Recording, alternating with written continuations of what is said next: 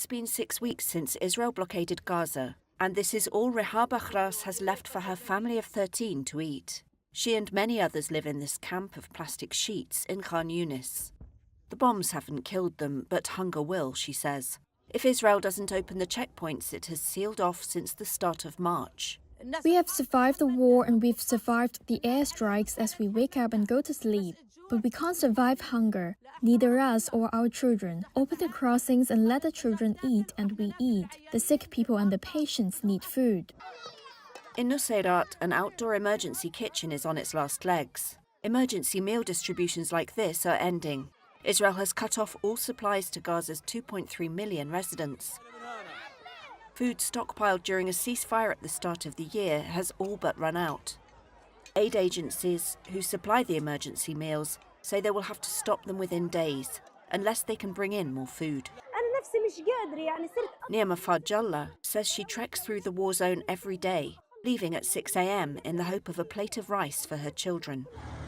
The World Food Programme used to provide bread to 25 bakeries across the Gaza Strip. All are now shut, and it says it will soon have to halt food parcel distribution. Juliette Tuma of the UN's UNRWA agency. All basic supplies are running out. The markets are also running out of basics. There was a black market in Gaza. Now it's a very, very black market. And what I mean by that is that the prices of commodities have exponentially increased over the past 1 month plus. Babies, children are going to bed hungry every day without these basic supplies. Gaza inches closer towards very, very deep hunger. Every Gazan can now quote the fantastical prices for the little food left. A 55-pound sack of flour that used to sell for $6 now costs 10 times as much. A quarter gallon of cooking oil, if you can find it, costs $10 instead of $1.50. Medical charity Médecins Sans Frontières says it is encountering children and pregnant women with severe malnutrition. Lactating mothers are too hungry to be able to breastfeed. Israel denies that Gaza is facing a hunger crisis. The military accuses Hamas militants of exploiting aid and says it must keep supplies out to prevent the fighters from getting it. Hamas denies this. Back in Khan Yunis, Achras says she believes Israeli Prime Minister Benjamin Netanyahu means to kill them. We are being humiliated. He wants to kill us slowly and we'll die slowly. Beijing hit back yet again against US tariffs on Friday. China raised its own tariffs on US imports to 125%. It's in response to US President Donald Trump's decision to hike duties on Chinese goods to 145%. The move further raises tensions in a trade war which threatens to upend global supply chains. The turmoil unleashed by Trump's tariffs showed few signs of easing Friday. Markets tumbled and foreign leaders were unsure how to respond to the biggest disruption to the world trade order in decades. Stocks were battered this week, but saw a brief rally Thursday after Trump paused duties for dozens of countries for 90 days. But that quickly fell away as global stocks fell, the dollar slid, and a sell-off in US government bonds picked up pace on Friday. Gold is a safe haven for investors in times of crisis, and the metal scaled a record high. US Treasury Secretary Scott Bessent tried to calm worried markets on Thursday. He told a cabinet meeting more than 75 countries wanted to start trade negotiations. Doing very well. Trump himself expressed hope of a deal with China. But the uncertainty extended some of the most volatile trading in years. Asian indices mostly followed Wall Street lower on Friday. China's latest tariff hike also sent stocks down in Europe. The Stoxx 600 fell more than 1% on the day and was set for another drop this week, one of its most volatile on record. A federal judge on Thursday denied a request by President Donald Trump to dismiss a lawsuit brought by the Central Park Five. The lawsuit accuses Trump of making defamatory statements about the 5 black and Hispanic men who were wrongly convicted and imprisoned for the 1989 rape of a white jogger in New York's Central Park. The judge ruled that the 5 men had presented enough evidence, for now, to pursue their lawsuit accusing Trump of defaming them in comments he made during the 2024 presidential campaign.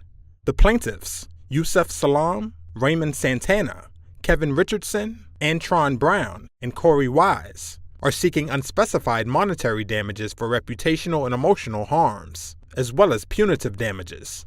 The White House declined to comment. You have people on both sides of that. They admitted their guilt. If you look at Linda Fairstein and if you look at some of the prosecutors, they think that the city should never have settled that case. So we'll leave it at that. Trump has drawn criticism in the past over his statements about the Central Park Five. After the joggers' assault, Trump spoke out about the case and took out a full-page advertisement in several New York newspapers calling for the reinstatement of the death penalty. The men were cleared in 2002 based on new DNA evidence and another person's confession. The EU and China have agreed to look into setting minimum prices for Chinese-made electric vehicles. It would be in place of tariffs imposed by the EU last year. That's according to a European Commission spokesperson Thursday. The EU confirmed its Trade Commissioner Maros Sefcovic spoke with the Chinese Commerce Minister Wang Wentao recently. They added both sides agreed to look into setting minimum prices. China's Commerce Ministry said in a statement negotiations were due to start immediately. Sefcovic has previously said any minimum prices would need to be as effective and enforceable as the EU tariffs. However, the Commission has said before it believes a single minimum price would not be adequate to counter injury caused by subsidies. The EU raised tariffs on Chinese-built EVs to as much as 45.3% last October. It included 17% for vehicles made by auto giant BYD and 35.3% for SAIC. That was on top of the EU's standard car import duty of 10%. In turn, Beijing put tariffs on French cognac last year. German Auto Industry Association VDA welcomed the talks. It called the duties a mistake and wants a negotiated solution. The discussions come as US President Donald Trump has begun a trade war with some of the US's closest trading partners, including the EU and China. Wall Street volatility continued on Thursday with the Dow dropping 2.5%, the S&P 500 shedding nearly 3.5%, and the Nasdaq losing 4.3%. All three indexes forfeited much of the previous session's gains as growing concerns over the escalating U.S.-China trade war dampened optimism over upbeat economic data and trade talks with Europe. Alexander Morris is CEO of FM Investments. All of the tariff news, all of the auction news we hear, even the good bits are now getting drowned out by the fact that the markets are starting to price in any good bit of news can be taken away in a tweet, and any bad day can be turned around just as easily. That instability makes prices weaker, and we're seeing that in markets today. Following the whipsaw of Wednesday's bounce and Thursday's sell-off, the S&P 500 remained more than 7% below where it was just before the reciprocal tariffs were announced last week. Nearly lost in the shuffle Thursday was a Labor Department report showing consumer prices unexpectedly cooled in March. But Federal Reserve policymakers said this week that they continued to view Trump's tariffs as inflationary and a potential blow to economic growth. Among the day's stock moves, big tech came under pressure once again, with each of the so-called Magnificent Seven stocks suffering substantial losses.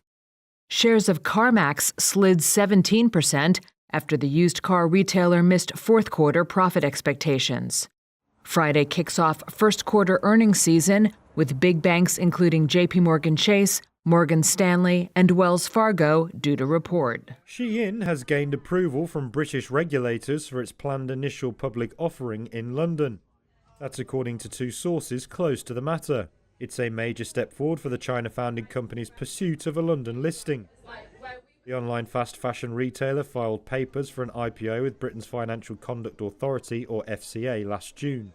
But it will have to contend with market turmoil caused by US President Donald Trump's tariffs. He's put 145% levies on Chinese goods and tighter rules on duty-free shipments from China to the US. Shein sells $10 dresses and $12 jeans in more than 150 countries. And it was valued at $66 billion in its last fundraising round 2 years ago. Sources have said the firm still needs to gain approval from Chinese regulators for the London float. One said Shein had informed Beijing of the FCA's approval, but hadn't yet got the nod from watchdogs there. Shein and the FCA declined to comment on the Reuters report. China on Thursday hit back against U.S. President Donald Trump's escalation of tariffs on imported Chinese goods, saying it would immediately restrict imports of Hollywood films. The move targets one of the most high-profile American exports. Industry analysts said the financial impact was likely to be minimal, however, because Hollywood's box office returns in China have declined significantly in recent years. Also declining was the value of U.S. stocks on Thursday. The benchmark S&P 500 stock index fell 3.5%, a day after surging on Trump's suspension of tariffs for 90 days on several countries except China. During a cabinet meeting, Trump acknowledged the market volatility occurring as he tries to resolve the disputes. Again, there'll be a transition cost and transition problems, but in the end, it's going to be a beautiful thing. Trump also reiterated his desire to reach an agreement with the world's second largest economy. What happens with China? We would love to be able to work a deal. They've really taken advantage of our country for a long period of time. They've ripped us off beyond nobody. How people stood for it, sitting in my position, is not even believable. And we're talking about many presidents, not just a couple. But they did, and all we're doing is putting it back in shape. We're resetting the table. And I'm sure that we'll be able to get along very well. Meanwhile, companies with complex and diverse supply chains spanning multiple countries from China to Germany were already scrambling to work out how they would be affected by duties and grappling with possible price hikes to mitigate tariff risks. The 90-day reprieve has only added to the confusion. Some companies, including General Motors, have built up inventory in the U.S. to get ahead of tariffs. And Federal Reserve policymakers this week said they continued to view the tariffs as a blow to economic growth that also raised the risk of higher inflation.